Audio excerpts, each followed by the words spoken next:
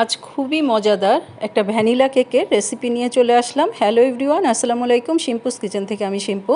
আজকে চলে এসেছি ভ্যানিলা কেকের রেসিপি নিয়ে। আর এই রেসিপি যদি আপনাদের ভালো লেগে থাকে তবে প্লিজ লাইক, শেয়ার, সাবস্ক্রাইব করতে ভুলবেন না। আর সবার আগে রেসিপি পেতে অবশ্যই বেল বাটনটা ক্লিক করবেন। তবে চলুন দেখে নেওয়া যাক কীভাবে আমি এই ভ্যানিলা কেকটা তৈরি করে থাকি। প্রথমে আমি 2টা ডিম নিচ্ছি। আর ডিম যদি ফ্রিজে থাকে অবশ্যই 1 ঘন্টা আগে বের করে নেবেন। আজকের আমি একদম কাপ মেপে আপনাদের এই কেকটা করে দেখাবো। এখানে আমি একটা কফির মগ নিয়েছি। আমি 1 কাপ পুরা চিনি নিয়ে নিই। অল্প একটু কম চিনি নিয়েছি, যেহেতু মিষ্টি অতিরিক্ত হয়ে যায়, মিষ্টিটা একটু আমি কম খাই, সেই জন্য 1 কাপ চিনি না নিয়ে অল্প করে হাফ কাপের বেশি চিনি নিয়েছি, অল্প একটু কম নিয়েছি। এখন চিনি আর ডিমটাকে ভালো করে একদম বিটার দিয়ে বিট করে নিব। যতক্ষণ পর্যন্ত একদম চিনি না গলে ততক্ষণ আপনারা বিটারটা দিয়ে বিটটা করে নেবেন। আর এদিকে আমি যেই কাপে মানে চিনি নিয়েছিলাম সেই 1 কাপ আমি ময়দা নিয়েছি। আর হচ্ছে বেকিং পাউডার নিয়েছি হলো একদম উঁচু করে না, চায়ের চামচের একদম সমান 1 চামচ বেকিং পাউডার নিয়েছি। আর অল্প একটু লবণ নিয়ে এই ময়দাটাকে ভালো করে চেলে নিব। অবশ্যই কিন্তু ময়দাটা একদম চেলে নেবেন।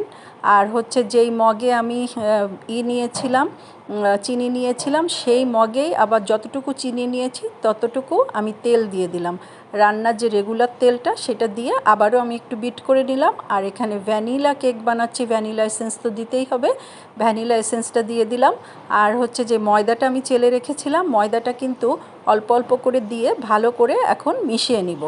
আর ময়দাটা একবারে দিয়ে কিন্তু মিশাবেন না, 2 বার কি 3 বার ময়দা দিয়ে একদম মিশিয়ে নেবেন। ময়দা যখন মিশাবেন কোনো লাম্পস যেন না থাকে, এটাও খেয়াল রাখতে হবে। আর ভ্যানিলা কেকে আমি কিন্তু সব সময় কিশমিশ দিয়ে থাকি। কিশমিশটা আমার দিলে এত মজা লাগে যে প্রতিটা বাইটে যদি কিশমিশ মুখে পড়ে তাহলে খুবই মজা লাগে। আর আপনারা যারা কিশমিশ পছন্দ করেন না তারা দিবেন না কিছু। আমি এবার কিশমিশ নিলাম, নিয়ে একটু ময়দা নিয়েছি, ময়দা দিয়ে একদম কিশমিশটাকে ভালো করে কোট করে নিতে হবে, নাহলে কিন্তু কিশমিশটা সমস্ত কেকের তলে পড়ে যাবে। ভালো করে এরকম ঝাঁকিয়ে ঝাঁকিয়ে ভালো করে কিশমিশের ভিতরে আমি ময়দা লাগিয়ে নিয়েছি। এখন ভালো করে আমি যে বিটারটা মানে করেছিলাম ময়দা আর সব কিছু দিয়ে, আমি যেই ব্যাটারটা করে রেখেছিলাম সেই ব্যাটারটার মধ্যে, সেই কেকের ব্যাটারের মধ্যে আমি কিশমিশ দিয়ে দিলাম। একটু বেশি করে কিশমিশ দিয়েছি। আর যে মোল্ড নিয়েছি আমি লেখালেখির যে কাগজ, সেই কাগজ দিয়েছি। কাগজ দিয়ে আমি এখন ভালো করে ঢেলে একটু ট্যাপ করে আমি 180-তে একদম 40 মিনিটের জন্য আমি দিয়ে দিব। আপনারা ওভেনের এক একজনের ওভেনের কিন্তু টেম্পার এক এক রকম হয়, এটা কিন্তু আপনারা বুঝে দিবেন। আমি ওভেনে এখন 180-তে আমি 40 মিনিটের জন্য ওভেনে দিয়ে দিচ্ছি। আর এখন সুন্দরভাবে কিন্তু আমি 40 মিনিট পরে ফিরে এসেছি। কেকটা কিন্তু অসম্ভব সুন্দর হয়েছে। আর আমার দেখে মনে হচ্ছে খুবই লোভনীয়। আর হচ্ছে স্পঞ্জ তো হয়েছেই আপনাদের। এখন আমি কেকটা একদম কেটে এখন দেখাবো। মোল্ড থেকে কেকটা বের করে নিলাম। এখন যে পেপারটা দিয়েছিলাম পেপারটা উঠিয়ে ফেলে এখন কেকটা কেটে আপনাদের আমি দেখাচ্ছি কেকটা কত সফট হয়েছে।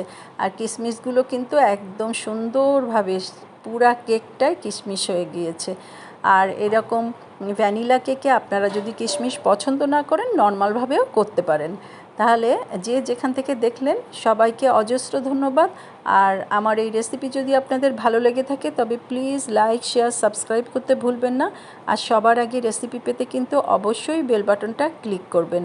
এখন কেকটা কেটে ফেলেছি আর কেকটা কত সফট হয়েছে এটা দেখলেই বুঝতে পারবেন।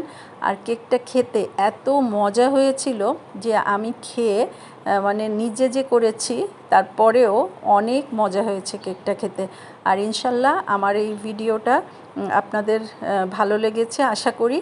আর যে যেখান থেকে দেখছেন অবশ্যই কেকটা করে খেয়ে দেখবেন। আর যাদের বাসায় ওভেন নাই কোনো প্রবলেম নাই, আমি যে প্রেশার কুকারে যেভাবে দেখিয়েছি ওইভাবেও কেকটা করে নিতে পারবেন। আল্লাহ হাফেজ।